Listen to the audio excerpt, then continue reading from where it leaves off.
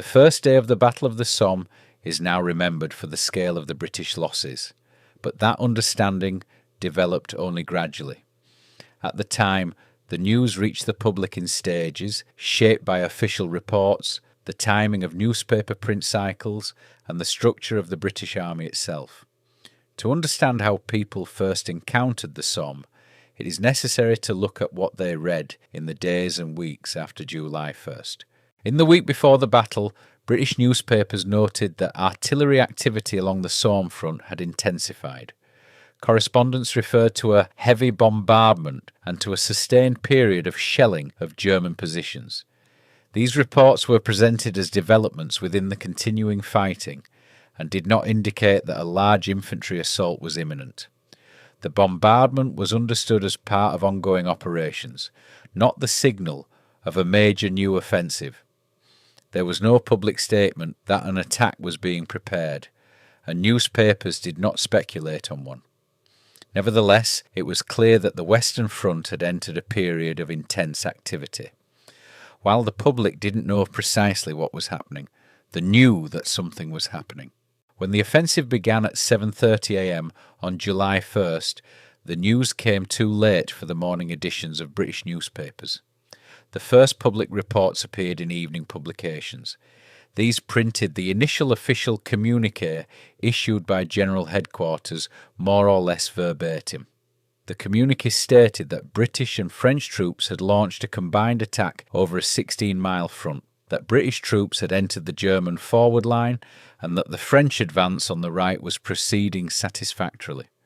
This information was accurate in describing the scope of the operation and in confirming that the attack had begun.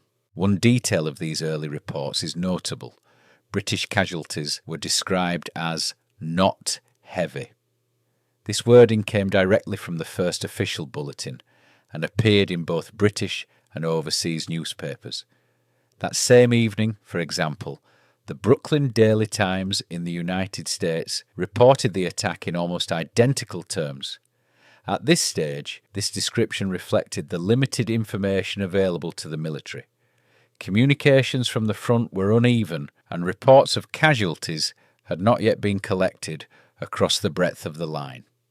The inaccurate impression of low losses was therefore the result of incomplete knowledge, rather than deliberate reassurance. Over the following days, national newspapers continued to publish operational summaries based on official statements.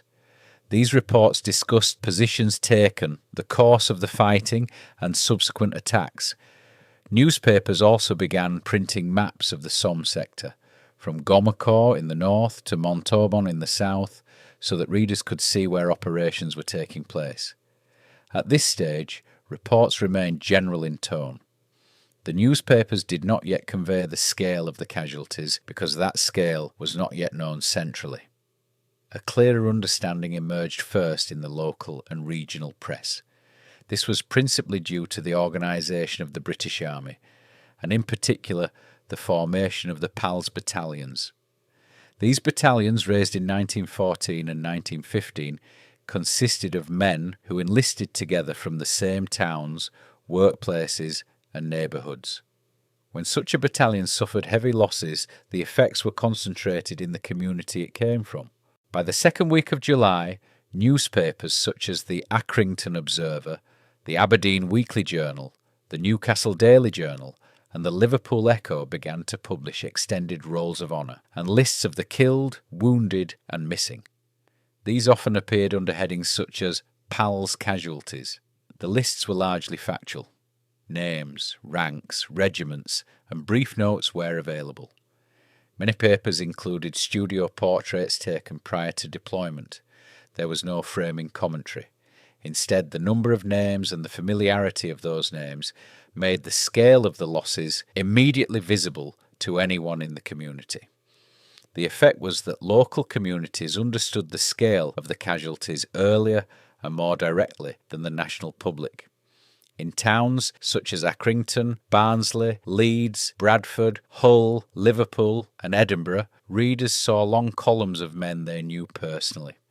Meanwhile, the London-based national newspapers continued to report developments, primarily in terms of positions taken and operations continuing, which gave a picture of activity but not of human cost. By the third week of July, many regional newspapers were devoting full pages to these casualty lists.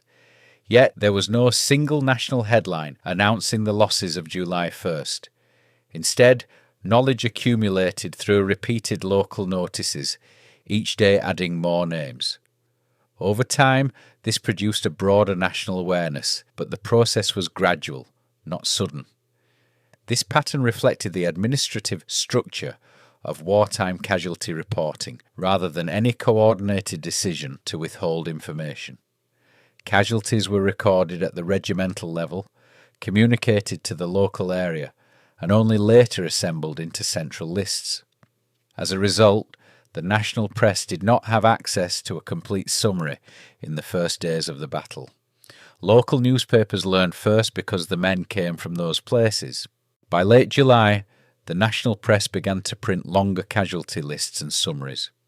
Reports referred more frequently to heavy fighting and to ongoing requirements for endurance, but even then, the tone remained descriptive and restrained. The interpretation of the Somme as a failed or costly operation belongs to later historical assessment, not to the reporting of July 1916.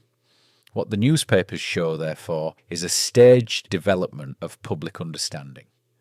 The attack was reported immediately, accurately in outline, but incomplete in detail. Over the next 2 weeks, local casualty lists revealed the extent of the losses where they were felt most directly. National awareness formed not through a single announcement, but through the accumulation of local information.